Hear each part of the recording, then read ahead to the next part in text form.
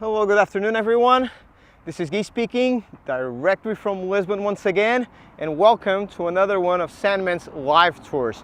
Today, we're gonna walk around one of the most monumental parts of Lisbon, the Belem district, that has two of the most iconic monuments in Portugal, UNESCO World Heritage, which are the Monastery of Jeronimos and the Tower of Buen. Today, I'm going to tell you guys a little bit about the most exciting period of Portuguese history, which is the Discovery Age, the age of exploration. How the hell did a tiny little country in the most western tip of Europe manage to build the first global empire in the world? Yes, guys, globalization, I don't know if you remember, we kind of kickstarted it, so thank you very much. My name is Guy, for those who don't know me. I'm Portuguese. I come from the best part of Portugal, the Algarve, and this, guys, is by far my favorite topic because as a Portuguese, it's the most glorious period of our history. Now, today, guys, we're gonna stream this live from YouTube. So for those of you that are watching us directly from Facebook, don't forget to click the link and go to YouTube. As always, I will love to interact with you guys. So first of all, if you guys were in Lisbon over the couple of years and did this tour with us, I want to know. I want to know where the hell are you guys seeing this video from? And of course, please ask me questions. I will be answering you guys a couple of questions in the beginning of the tour while we wait for people to tag along. And of course, you know this. If you know anyone that wants to know a little bit how did Portugal influence the world that we live in today, share the video, okay? Like, give us some love. Share the video with your friends, with your colleagues, so spread the word all over. And today, before we do, I will answer you a couple of questions. And at the end of the tour, guys, I'm also going to answer a couple of questions. Now, what are we going to see today?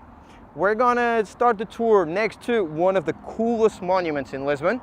If we're lucky, we're gonna go inside the church. You're gonna freak out with the church. Let me know if you were here in Portugal and what did you think about the Jeronimos Church, St. Mary of Bethlehem. We're gonna talk about food, okay? Because you know, in Portugal, you always have to talk about food. Some of the most famous custard tarts, pastéis de Belem. And now today, we wanted to show you guys today one of the most beautiful sunsets in Lisbon. But let's see if we're not gonna have a 3D experience of how the Portuguese sail the seas with some rain. Now, of course, guys, this is only possible because of you guys, and we do need your help. So once again, share the video. And if you do love this video after this, don't forget to donate, okay? Because free donations, your donations are more than important for us right now. It's gonna help me, the guide, it's gonna help the team behind the camera. So if you want this to continue, do please donate as much as you can, whenever you can, okay? That's super important for us. Now, before we do this, I'm gonna check out my phone and I'm gonna see who is watching us from where. Ooh, and of course, I want to answer some of your questions. So, are you guys ready to start this? Let's do this. Hello from Barcelona, Berlin. Hi, Berlin, favorite city. Let's do this. Ooh, first question from Javier. How long did the Portuguese Empire lasted for? Guys, around 500 years. It's cool to think that a tiny little country had an empire that stretched for so long. Now, it started in 1415. This is the beginning of the Portuguese Discovery Age, when we conquered a city in the north of Africa called Ceuta. And just a small background story, this is the moment, guys, where Portugal just won this epic battle against nuestros hermanos. I love to talk about this because if you have any Spanish friend, ask them what the hell happened in 1385. No one knows this. An epic battle, we kicked their ass, we kind of like defeated Spain. They're gonna close the borders, and for the first time, guys, we're gonna feel confident that it's our time to expand. And if you think about it, the closest landmass that we have is actually north of Africa. We're gonna go to Ceuta, we're gonna conquer Ceuta, and from that moment on, guys, no one is going to stop us. Well, eventually something is going to happen later on, but that's for another tour. So officially, our empire ended, guys, in 1999 when we gave Macau back to the Chinese. Yes, Macau was also Portuguese for a long. So 500 years lasted the Portuguese Empire. Let's go, one more question. Oh, I love this one. Hi, Manuel. So, was Christopher Columbus Portuguese? I got this a lot. Christopher Columbus, first of all, guys, changed the rules of the game. And heads up, he was not Portuguese. Most likely, he was from Italy. He was a Genovese captain that, listen to this, shipwrecked next to the best part of Portugal, the Algarve, the south, married a Portuguese woman, and studied amongst the best sailors at the time in the first navigation school in the world, which was the School of Sagres, that was built in the south by Henry the Navigator. Henry the Navigator is probably the father of the Portuguese discovery age, because he was the one that founded a school that is going to teach Christopher Columbus, Vasco da Gama, and other people very important like Gillianes, Bartolomeu Dias, Pedro Álvares Cabral, a bunch of very important Portuguese that will manage to conquer the seas. Now, let's see, how many questions do you have? Ooh, why were the Portuguese the ones that started the discovery age and not another European country? Highlighted, love the questions, because we were the ones brave enough to do it. Not exactly. Thing is, just what I told you about Henry the Navigator, he's the son of the king that started the second dynasty of kings here in Portugal, the Avis dynasty. And this guy knows that in order to expand, we kind of need to know how to do it. And think about this as creating a very good university here in Portugal, and he's going to invite from all over Europe all the best sea captains, all the best shipbuilders, all the best cartographers, so he can teach the future generation of Portuguese how to sail the seas. That was basically our biggest advantage, because the next generation of Portuguese will be the ones that will basically go all over the Atlantic, go over the Indian Ocean, go all over the Pacific, and sail the oceans here in the world. So that's basically because of that. First navigation school in the world, guys, happened here in Portugal. Oh, Colada, Dublin. Hi, Dublin.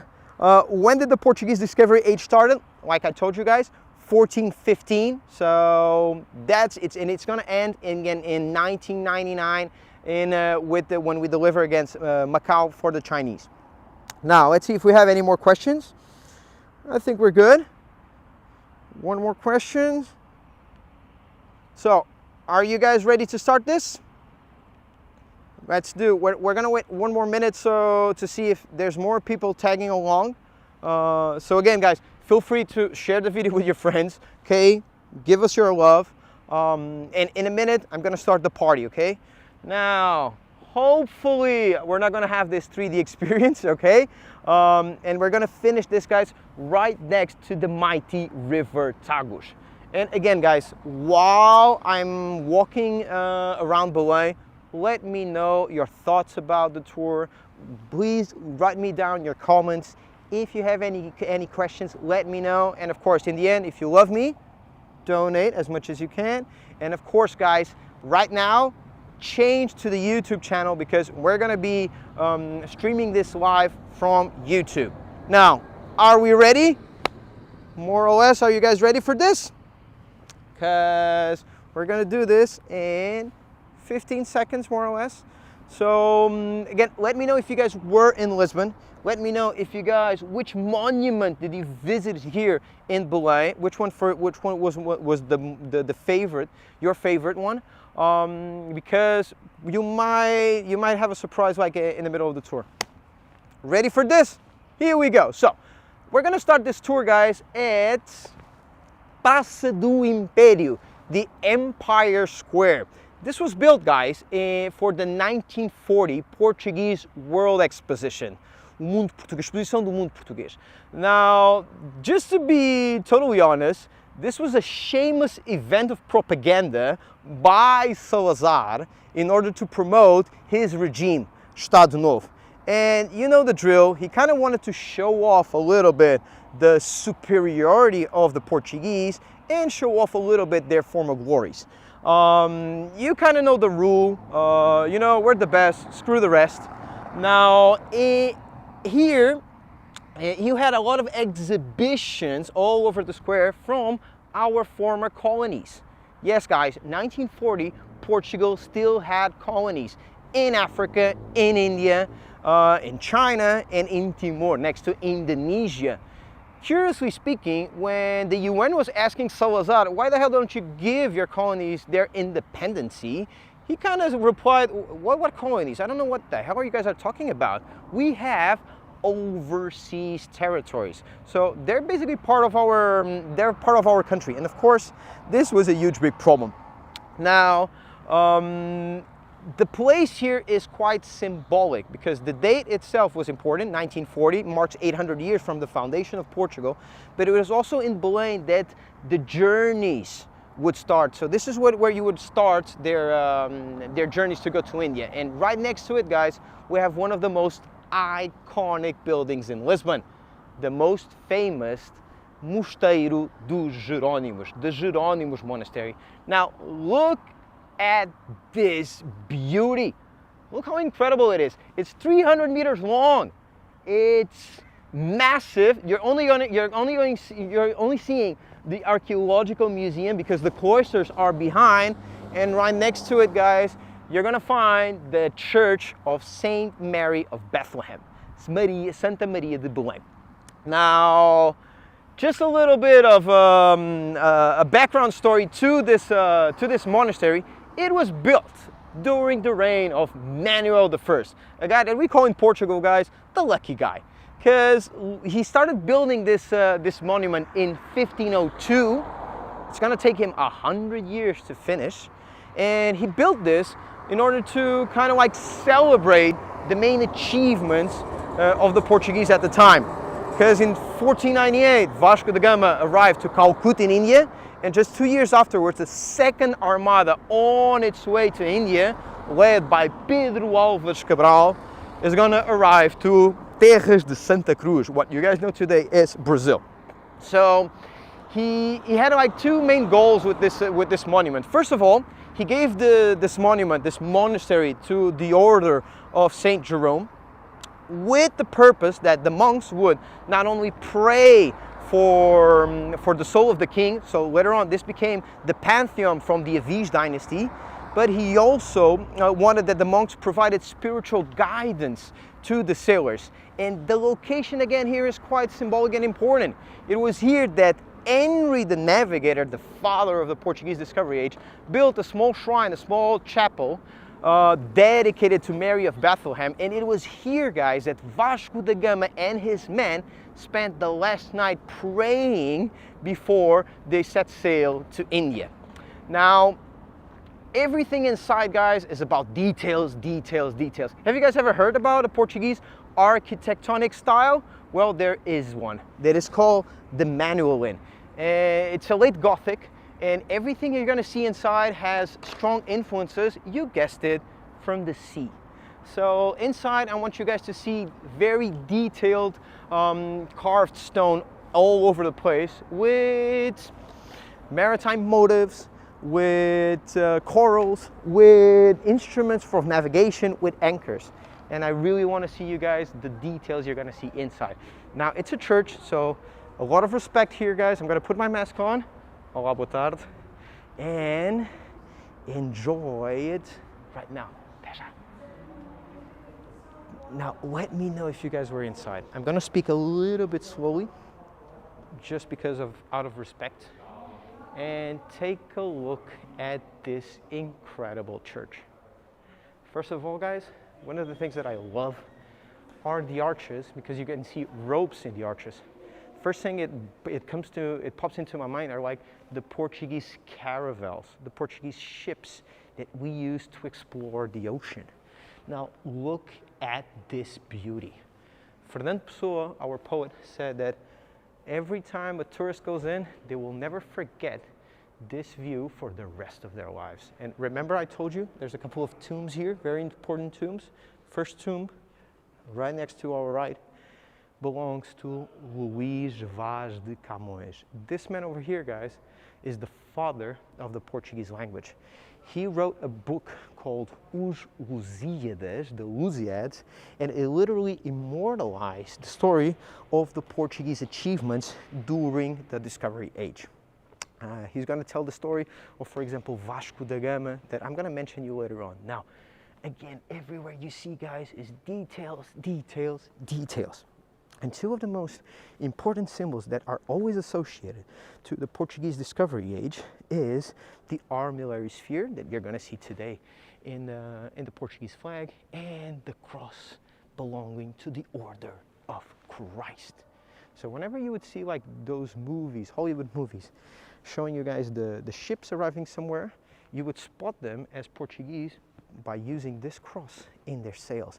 Just a little background, a lot of people ask me, hey Guy, I know that this cross reminds me of the Knights Templars. To be honest, it kind of does, because the Templars in the 14th century, when they were persecuted and massacred all over the place, all over Europe, they helped us build up the country. So Dinis at the time, our king, said, you know, you're welcome, my child, I'm not going to harm you. And he's going to create a new order.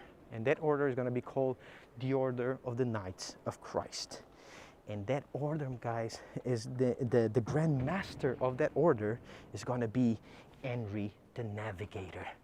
Now, like I told you, this is also serves as a pantheon to the Aviv dynasty. You're going to have a lot of tombs. For me, one of the most important tombs is this one right over here, guys.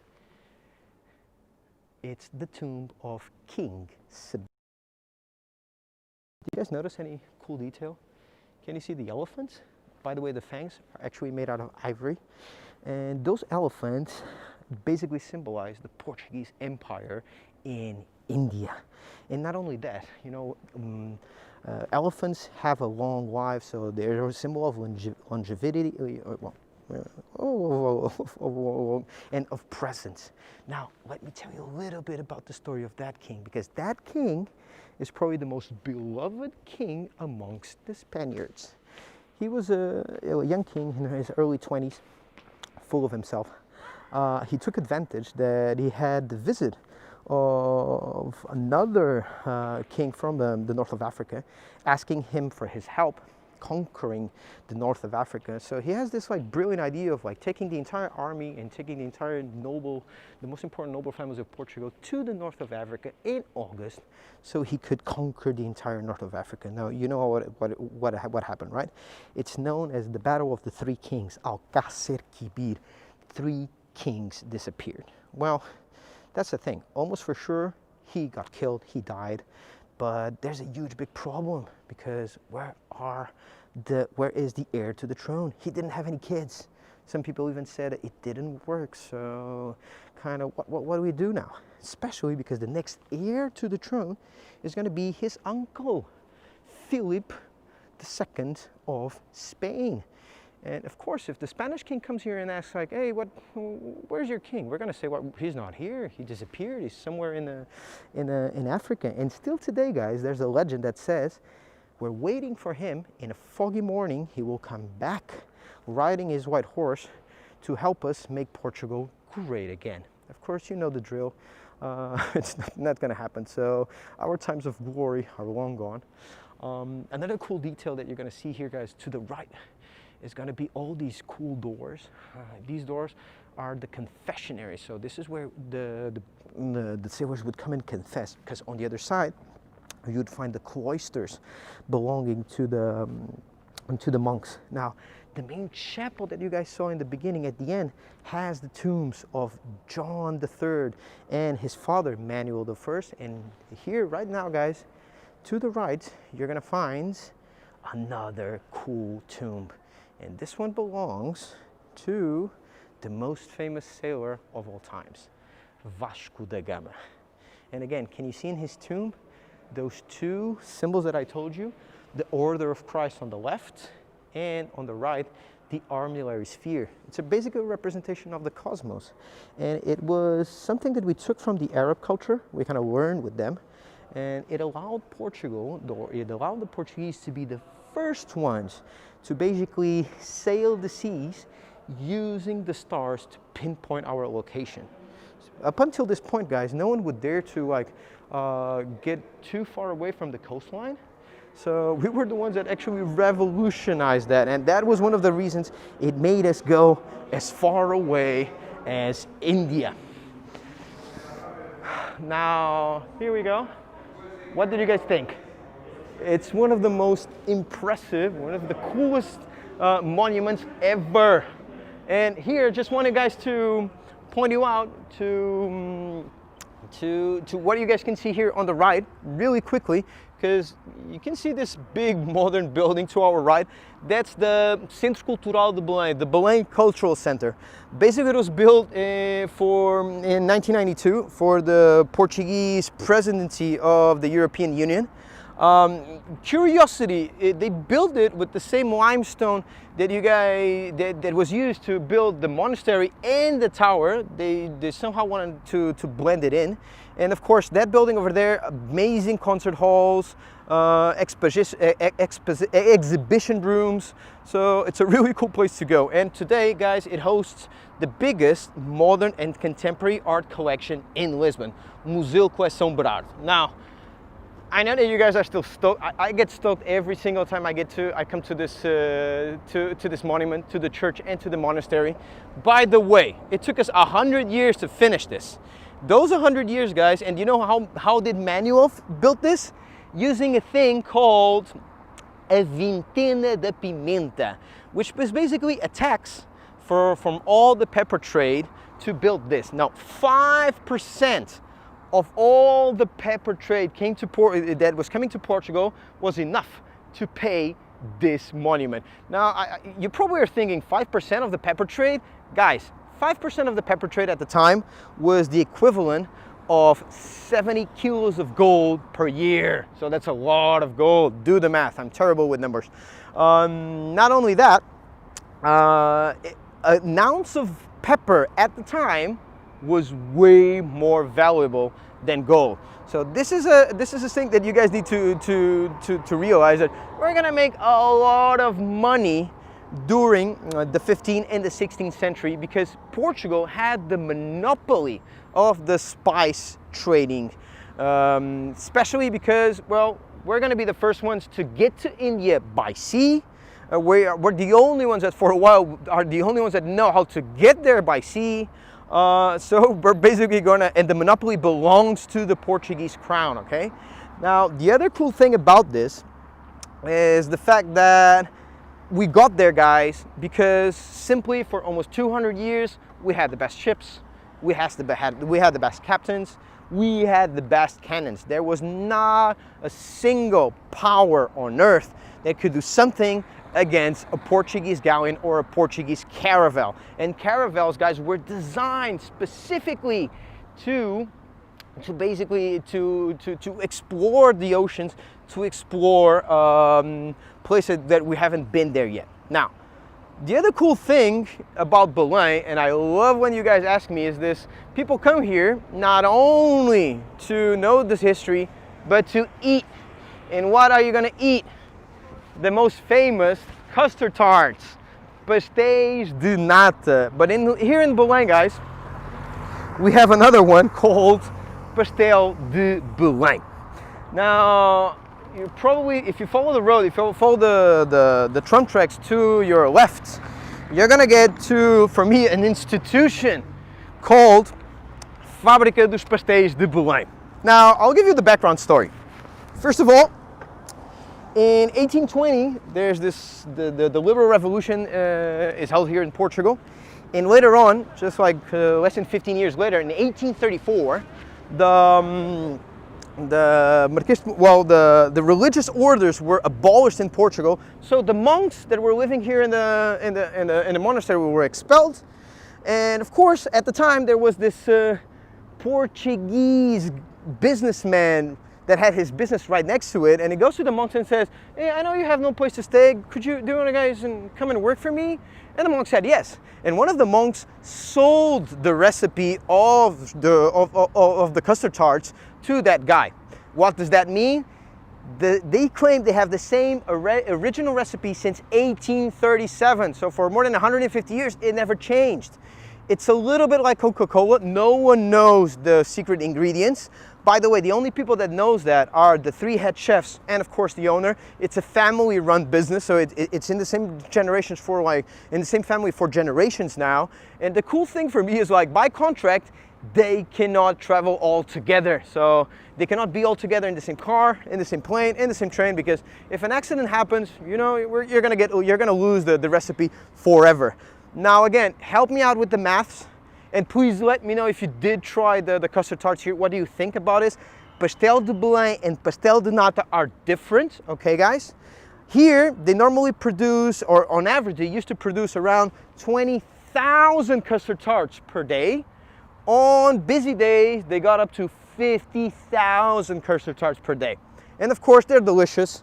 So today, guys, I have a custard tart here with me. I'm gonna show you guys how to eat a custard tart, true Portuguese. First of all, there's an annual competition in the city that every year tells you guys who has the best custard tart. They don't need to be part of the competition because, to be honest, they're already super famous without it. And of course, the cool thing about this is the fact that you can, for me, you always use cinnamon. Cinnamon, remember India? Remember the spices? This is how long cinnamon has been in our culture. So for me, I always do this, a lot of cinnamon on top of my custard tart. Normally if I have a coffee, I dip it in the coffee. This is something I teach everyone. Dip your custard tart in your coffee because you're gonna love it. And then you just eat it.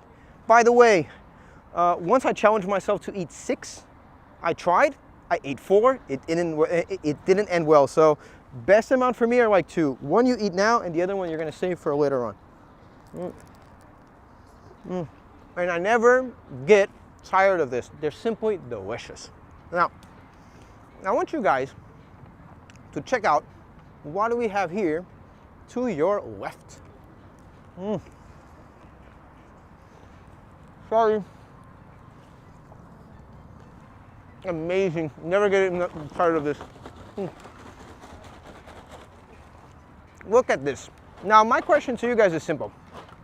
What the hell is an Asian pavilion like this doing in the middle of Belem? Now, if you think that the Portuguese arrived to India and stayed in India, didn't go anywhere else, you're wrong. Because nonsense. We keep on exploring, it's in our blood. We got as far, guys, as Japan in 1541. Yes, guys, we were the ones that opened the country of the samurais to the world. Thank you, you're welcome. But before we got to Japan, guys, of course, we passed by China, where we negotiated with the Ming Dynasty. In around 1511, 1512, guys, we got to the Thailand, to the ancient kingdom of Siam. And this building over here, guys, this Thai pavilion, is actually a testimony to the diplomatic relationships between Portugal and Thailand. It's been 15 years. Yes, Portuguese guys were the first one to try Thai food, and we got there 100 years before anyone else, or the next Europeans that will come. So 500 years of connection, of relationships between Portugal and Thailand. Now, what do you guys think about all the green that you're seeing here? Probably you noticed that, first of all, there's not that many green spaces in Belem here because it's flat. It was ideal for the ships to start their journeys here from the beach of Castile, where they have where they built the ships.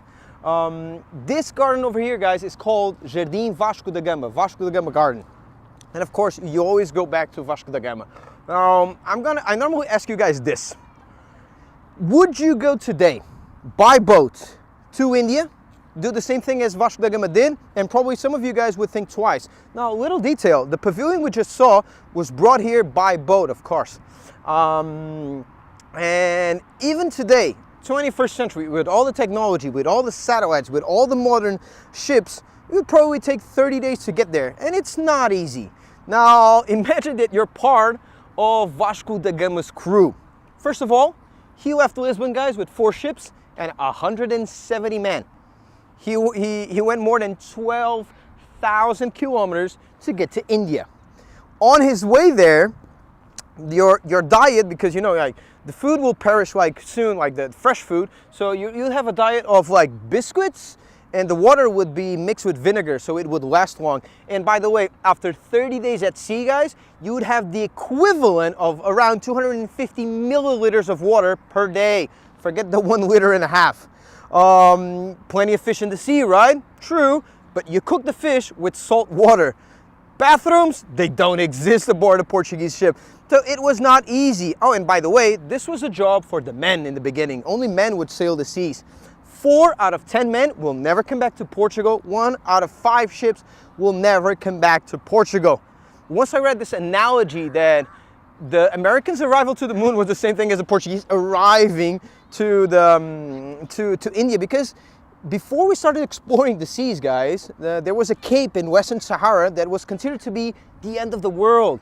You know, flat earth society, this is when it started, because people would look at the horizon and say like, no, it's going to end over there. We're going to find a lot of like dangers in the sea, like sea monsters and stuff. Now, so you know how dangerous this was, from the 170 men that traveled with Vasco da Gama, only 55 came back. And one single cargo ship came back filled with spices. And that one single cargo ship had a profit of around 600%. So one single cargo ship had enough spices to promote the next voyages to India. And I always love to ask you this. What do you think was the reaction of the locals when the Portuguese arrived there? Was it okay? Like, hey, Vasco, come over, have a coffee, chill, sit down. Not exactly. Thing is, Vasco da Gama arrived to Calcutta in 1498. And when he presented himself to the local king, he was like, here you go, I come from a land far, far away. My master, the king Manuel, presents you these gifts. And the local king was not impressed, not at all. He was like, really, this? You're good, bye-bye. There's some of the sailors had to ask for food in the streets in order to survive. And again, guys, this is not you go and you return. You go, which is something that will take you like 7-8 months. You'd have to wait for the monsoons to end, and then you would have to come back. Sometimes it would be a project of 2 years. So it was a tricky time. So if your first connection to India is not super positive, what do? Any ideas? Well, easy. You show them who's the boss. And how do you show them who's the boss? You send a guy that for me is probably considered to be one of the most badass Portuguese of all times. This guy was called names like this: Caesar of the East, Lion of the Seas, Portuguese Mars. Again, he was probably one of the most badass sea captains. He almost never lost a battle at sea. And again, guys, we're always the underdog. Not that many Portuguese to face the rest of the world. He was a man that had the vision to actually build the Portuguese Empire in India. And that man, guys, is called Afonso de Albuquerque. We're gonna see him right over here at this square, at the center of the square. Take a look at that. Look how majestic he looks. I like to call him my Portuguese Jack Sparrow, because this guy was badass to the bone. He was one of the really, you know, you want to do it, you do it yourself. Now, he knew that we could not secure the Indian Ocean only by sheer power of our vessels, our navy. So, and he knew that we're far away, we're not that many. So what did he do? He built a bunch of network of like fortresses in key strategic points. Yes, by the way, guys, this guy with only 500 men conquered Ormuz, in what you guys know today, Iran, built a fortress there. He conquered Goa, which was a stronghold of Portugal in India, and it stayed in our possession for 450 years. I never forget the last time I had like a family from Goa coming to me. Hi, Guy, you know, I'm from Goa and my name is Francisco. And I was like, what the hell? They didn't speak a word of Portuguese, but their names were Portuguese. That's how strong our influence is in the western coast of India. And of course, my favorite story of them all, he conquered Malacca in Malaysia. the Strait of Malacca. It's very important sea route. He got there with his men, conquered the city, piled the city, so he took all the treasures to himself. He filled his boat called Flor de Lis. By the way, guys, if you go today to Malacca, you're gonna find a replica of that boat there. Apparently, they said it's not as big as you might think, but what happened? So they fill in the boat with all the treasures. Some people said to him, hey, Afonso, I don't know if we're gonna go that far away. They started traveling, and a couple of miles afterwards, it sank. Guys, today, that treasure is still missing. It's one of the greatest treasure ever. And by the way, after doing all of this, he used, by far, my favorite technique of Portuguese colonization was spread out, make babies. He forbidden a thing called sati, an Hindu tradition, which basically prevented the husbands or the wives of a deceased husband would be burned alive, and he started promoting marriages between Portuguese and locals. So my favorite part of Portuguese colonization. Now behind me, you're gonna find also, guys, a very important building. Now we've been talking about glory, kings. Do you think Portugal has a monarchy or is it a republic? Any ideas? No. No ideas? Well, I can tell you this, that flag, guys, is the Republican flag. Starting in 1910, we killed the kings. We assassinated the kings in the middle of the Comércio Square. And right over here, guys, you have the presidential palace. We have a republic today. And that presidential palace was formerly a royal palace. Basically, it was King John V that bought the palace in the early 18th century. And fun fact is that his son, King Joseph I, one of the worst kings ever, the coward king, which by the way was also one of the richest kings in Portugal, was inside this palace in the chapel praying when in the 1st of November of 1755, the big earthquake destroyed the city. So he kind of survived. He became so claustrophobic, he never again slept under a roof. He ordered his men to build a thing called a real barraca, which was basically a tent in the top hill of what do you say the Ajuda hill today is. Now, a cool thing about this presidential palace, and by the way, next year we're gonna have some presidential elections. Almost for sure Marcel is gonna win again, but let's see. At the end, at the corner of this palace, you're gonna see, guys, a thing called the Royal Riding School. And that is important because that Royal Riding School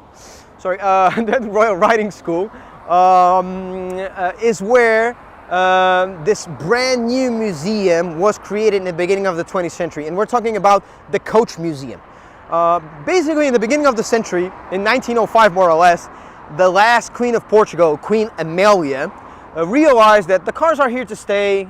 So, you know, like horse-drawn carriages are gone. And she had an impeccable, amazing collection of royal coaches.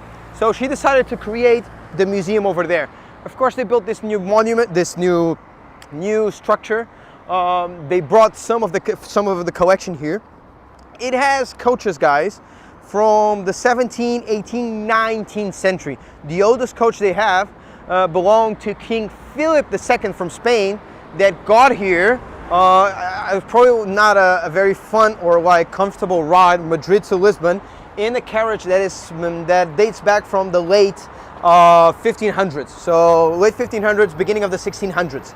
And also inside, guys, you're gonna find the carriage or the coach where the royal family was assassinated, meaning you can see some leftovers of the bullets in it. So definitely a place to go. Belem has a lot of museums, really cool museums. So if you're unlucky to, you know, get one of those like rainy days in Lisbon, definitely go check the monuments and go check the many museums we have here. Now, we're arriving to one of my favorite spots in Lisbon, which is the River Tagus, the Tejo River. This is, and like I told you, Belem is cool because of that. You don't have hills, so you can literally come here and go do some jogging, walk a little bit, do some exercise right next to the water. And the water is important, guys. It was the river that connected us to the Atlantic. It was the water that made Portuguese go literally everywhere. And again, it never stops to surprise me. How did a tiny little country went as far as freaking Japan? Now, also here, guys, at the end of this corridor, you're gonna see another two of some of the most iconic monuments or buildings that you have here today in Lisbon. And do you guys have any idea? Once again, comments on the comments below. Let me know what you're thinking, or let me know if you have some remarks regarding what I've just said to you guys. Because we're approaching the river Tagus, and by the way, we're arriving to the pier of Belem, where the ferry leaves. And if you haven't crossed the river and you have to choose one, I definitely recommend you doing this, because this one will take you to Trefaria, which is right next at the mouth of the river, where it connects to the Atlantic, to the sea. Now, did you think about those iconic monuments that we still have here in Portugal? Well, I'll let you know that right here, guys, to our left, you're gonna see the most famous 25 de Abril bridge, the 25th of April bridge, formerly called Ponte Salazar. We renamed it after the revolution. A lot of people ask me, hey Guy, it's like the Golden Gate Bridge. You're not entirely wrong, because it was built by the same company that built the Golden Gate Bridge. It has the same color. Fun detail is that in San Francisco, guys, you have another bridge, the Oakland Bay Bridge, which literally has the same architecture as this one. And of course, I don't know if you guys can check it out because there's a tree on the way, but there's a Christ, you know, looking over the city on the other side. Now, have you guys seen a Christ like this anywhere else? Ring a bell? Of course. The most famous Christ is probably the one that you guys see in Rio de Janeiro. Careful. In Rio de Janeiro. Fun story. It was Cardeal Cerejeira, a bestie from Salazar. They shared rooms when they were in Coimbra in the university. That when he goes and visit Rio de Janeiro, he falls in love with the Christ. He goes like, oh my God, it's so cool, it's so nice. That he wanted to build another one in Portugal. And the only thing was like, as they said, it's okay, but you have to build a smaller one. I call it the Christ of Irony, because we finished building this one in 1958, and he wanted to kind of celebrate, you know, the fact that Portugal didn't participate in World War II, the most bloodiest conflict ever. And just three years afterwards, in 1961, we go to Africa, we fight our wars in Africa. So quite of the irony there. Now, we're almost, unfortunately, guys, arriving to the end of this tour. So time to check out if you guys have more questions for me. Again, guys, don't forget to share the video. Let me know what you're thinking. Let me know if you have any cool questions about this. Here we go. Oh, in Brooklyn, Chris. Okay, here we go. Chris, how did that work for us in India? Thank you for colonizing us. This is interesting. Okay, guys, Europe. I would love to have another tour just to focus on this. You know, like a lot of positive things happen, but it's European colonization, okay? And I have to tell you this. Portuguese colonization was totally different from the Spanish one, totally different from the British one. So of course, it's always an exchange of like knowledge, an exchange of habits. So a lot of things happened because of us, and a lot of, sorry my English, shitty things happened also because of us. Slavery is a big thing. Today we don't know the exact number, but probably more than 12 million slaves were traded to the American continent. Of course, we didn't create slavery, but yeah, we took advantage of it. We made a lot of money with this. And again, if you go, for example, to India, especially to these places, Goa, Belem, Dio, we were the ones that introduced potatoes there. We were the ones that introduced tomatoes there. Vindahu, I hope I'm saying this right. Comes from a Portuguese thing called vinha d'alho, and by far my favorite one. Ask any Indian, like, oh, your food is too spicy. It's not. You know who brought spices to Europe, guys? It was Columbus, you know, Christopher Columbus, that never reached the American continent. He reached the Caribbeans. But he brought back these jalapenos, and Vasco da Gama brought with him some of those hot spices to India. So yes, if chili exists, thank you, it's because of us. And that's the other thing about what the globalization process that we live in today. A lot of exchange of knowledge, a lot of exchange of culture. That's probably the positive thing, but I would love to tell you guys a little bit about the downsides of colonization and the shitty parts that actually happened because of that. Now, look at this. Welcome to the River Tagus, o Rio Tejo. This is where, guys, the Invincible Armada started their journey before being defeated by the English. It was here that Vasco da Gama started his travel to India. And guys, it is here that unfortunately we have to say goodbye. We're arriving to the end. I really wanted to show you guys this beautiful. Unfortunately today, I think in like minutes we're gonna have this 3D experience, like I was telling you guys in the beginning of the Portuguese Discovery Age, with rain coming and wind. You can see at the end, guys, the Padrão dos Descobrimentos that has all the personalities of all the sailors, writers that built this empire for the Portuguese. It was a collective effort. And at the end, the famous Tower of Belem. Now, if you want me guys to do another tour just focusing on the tower, please let me know. I would love to do that. Here is my time to say goodbye. I really do hope you guys enjoyed it. I love doing this. Again, comment. Please give us your heart, give us a like, share with your friends. Donations are far too important right now. So donate if you can, guys. If not, share it. This is Guy from Lisbon. I hope you enjoyed. I hope you guys stay safe for the next year. So if we don't see each other before, happy Christmas and have a blast next year. I'm gonna finish this today, guys, with a beautiful poem from Fernando Pessoa that is called The Portuguese Sea, that summarizes the feeling. So have fun, guys. And the poem itself is called Portuguese Sea. It goes something like this. Oh, salty sea, how much of your salt are tears of Portugal? To get across you, how many mothers cried, how many sons prayed in vain, how many brides were never to get married, just to make you ours, O sea. Now, was it worth it? Everything is worth it if the soul is not small. Whoever wants to go beyond the Cape must go beyond sorrow, because God placed danger and the abyss in the sea, but he also made it heaven's mirror. I cannot think of a better way of finishing this. Again, guys, it was a pleasure. See you guys soon. Take care. Stay safe.